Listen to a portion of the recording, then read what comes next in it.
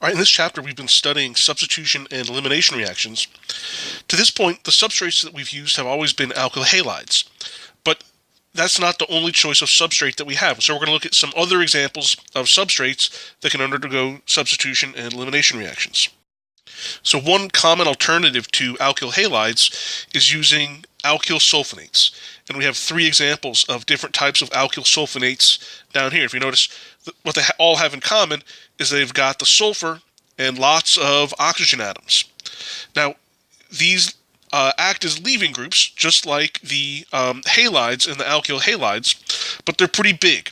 So oftentimes, rather than drawing the whole molecule, we'll use abbreviations. So for example, rather than drawing this whole tosylate group, we'll just draw O, and then the TS kind of represents the rest. Okay, so why sulfonates in particular? Well, they share a lot of similarities with halides in the sense that if we consider iodide, right, what makes iodide such a good leaving group is that iodine is so big, it does a good job of stabilizing this negative charge. That makes it a good leaving group. And similarly, these sulfonates, due to the different resonance structures I can draw, right, I can spread this negative charge out among all three of those oxygen atoms. So that stabilizes the negative charge and makes the sulfonates good leaving groups. So in kind of some review from chapter 3, what I've drawn here are the conjugate acids of the three sulfonates that we saw on the previous slide. So if I wanted to know which one of the sulfonates is the best leaving group, I would look at the pKa's of their conjugate acids. Right? The lower the pKa, the stronger the acid, and then the weaker its conjugate base. So of these three conjugate acids, this one has the lowest pKa. That makes it the strongest acid. And so its conjugate base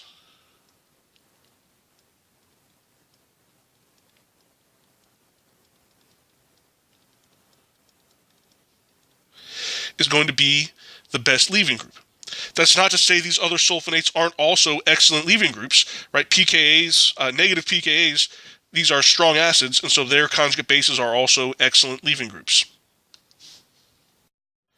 All right, I think in this semester, the sulfonate that we're going to use the most is tosylates, and we're going to re-encounter this in the later chapters that we're going to cover this semester when we're doing synthesis. And so one of the major uses of tosylates is to convert alcohols into something that is a good leaving group, right? So OH is not a particularly good leaving group because the hydroxide ion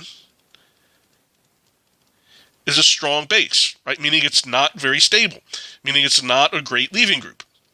And so what we can do, if I want to turn an alcohol into something that is a good leaving group, I can treat it with tosyl chloride. We have the tosyl chloride here, and in the presence of pyridine. If you want to see the mechanism, you can look at the book. I'm not going to go through the mechanism, right? But the result of this, right, is we convert the OH, which was a bad leaving group, into the tosylate, which is now a good leaving group, right? Remember the R, right? This is just some generic alcohol. So this R is just some alkyl group, right? So I went from an alcohol to a tosylate. So I'm going from something that's a poor leaving group to something that's a good leaving group. I think I mentioned in one of the first slides, right, oftentimes we don't draw out the whole alkyl sulfonates. And so this is the reaction from the previous slide where I converted the alcohol into the tosylate. And so what we might write instead if we were using this in a synthesis is rather than drawing out the tosyl chloride, I would just write TSCl, and then this is pyridine, so in the presence of pyridine, and so I'm converting my alcohol into a tosylate, and this is what we would more typically write. Now, the reason I picked this example specifically is this is a good time to point out that when I convert the alcohol to the tosylate, we retain the configuration, right? So the OH was on a wedge, the tosylate is also on a wedge, and so we're not changing the stereochemistry of our substrate.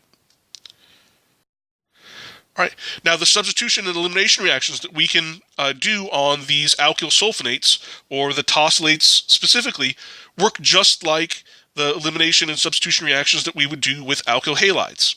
So if I was to treat this primary substrate with a strong base and a strong nucleophile, because I have a primary substrate, we know that the major product is going to be SN2, and then the E2 is going to be a minor product. Right? Just like if I went from a primary alkyl chloride to a secondary alkyl chloride, now when I treat the secondary substrate with something that is a strong base and a strong nucleophile, that's going to favor the E2 mechanism over the SN2, just like we would expect when we were doing the alkyl halides. All right, so another substrate that we can do substitution and elimination reactions on are alcohols. And so if I treat this primary alcohol with HBr, I can replace the hydroxide with, or the OH with a Br.